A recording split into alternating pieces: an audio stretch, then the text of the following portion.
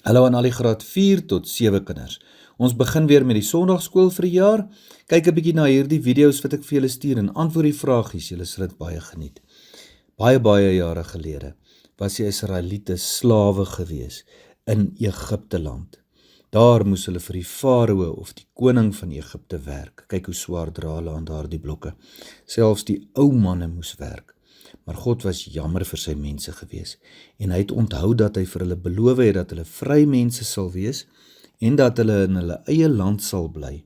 En daarom het die Here op 'n dag 'n seentjie se lewe gered. Sy naam was Moses en hy was 'n Israelitiese seentjie. Die koning van Egipte wou al die seentjies doodmaak en toe het sy mamma hom in 'n biesiemandjie op die Nylrivier laat bly. Daar het die prinses van die farao, die koning, hom gekry en is hy groot gemaak in die paleis van die koning. Kyk 'n bietjie, hy het 'n belangrike man geword. Kyk hoe gee hy bevele vir hierdie mense. En sy naam was mos Moses gewees. Maar op 'n dag het Moses hom baie vervies vir 'n Egiptenaar wat die Israeliete sleg behandel het en toe het die Egiptenaar doodgeslaan.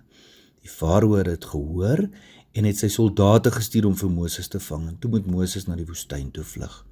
Daar het hy begin om skape op te pas vir iemand met die naam Jethro. Maar op 'n dag het die Here vir hom gesê, Moses, jy moet terug gaan Egipte toe, waarvanaf jy gevlug het. Jy moet vir die farao gaan sê, hy moet die slawe, die Egiptenaar, die Israeliete, vrylaat. Hy gaan toe, maar die farao wou niks weet nie. En toe gee die Here 10 plaae wat Egipte getref het. En dit moes die farao se hart sag maak, om die Israeliete te laat trek, die slawe te laat trek. Die eerste plaag was gewees dat water bloed geword het. Die tweede plaag was gewees dat daar paddas was, wat die land lastig geval het. En toe kom daar muggies, al die stof het muggies geword, dit moes verskriklik lastig vir die mense gewees het. Daarna, die 4de plaag, was steekvlee gewees, wat die mense en die diere gesteek het en gepla het. Toe die diere siek geword, daar was pes onder die diere en hulle het dood gegaan. En toe daar swere op die mense gekom, kyk hierdie nare swere op die Egiptenare.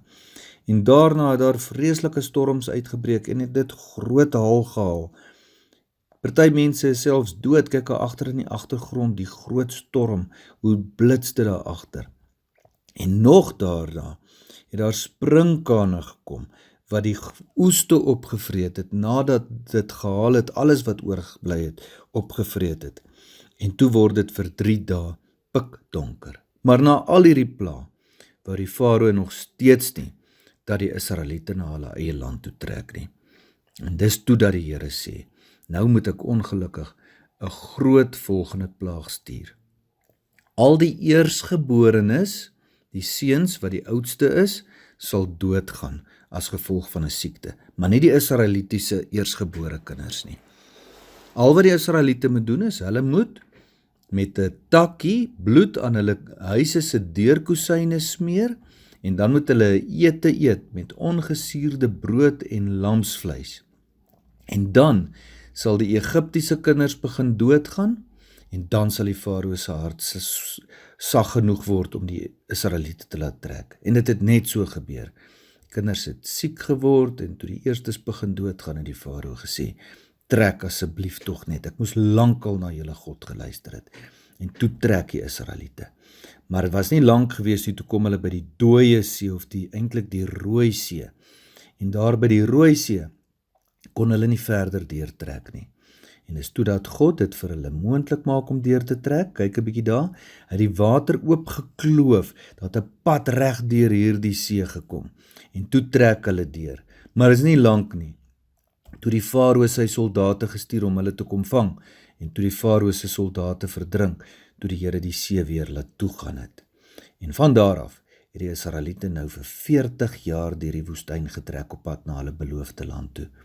In daardie 40 jaar het die Here vir hulle die wet gegee, die 10 gebooie wat julle al ken, en die Here het ook baie ander wonders gedoen. Hy het ook water uit 'n rots uit laat loop een keer, en 'n ander keer het hy vir hulle manna, dis amper soos brood wat hulle in die veld opgetel het, en kwartels gegee om van te lewe.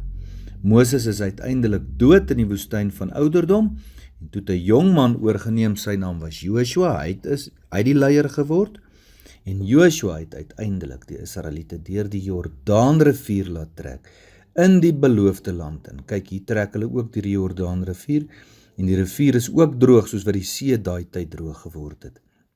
Daar trek hulle deur. Die eerste dorp wat hulle gekry het was Jerigo en toe het hulle Jerigo ingeneem. Hulle het net op hulle ramshorings geblaas, harde musiek gemaak en uiteindelik het Jerigo se mure in mekaar geval. Dis maar God wat hulle gehelp het. Die ramshorings kan nie die mure laat val nie, want God kom sy belofte na dat hy vir hulle 'n land van hulle eie sal gee. En dit is nie lank daarna nie, wat hulle die hele land besit het. Joshua het nog vir baie jare lank regeer, totdat hy as ou man ook oorlede is. Dis die hele hersiening van wat ons gedoen het in die begin van die jaar, van Egipte af tot in die beloofde land. Nou het julle die storie, antwoord nou die paar vragies wat hieronder is, en dan volgende week vertel ek julle van die tyd na Joshua dood is, toe die Israeliete regeer is deur die rigters.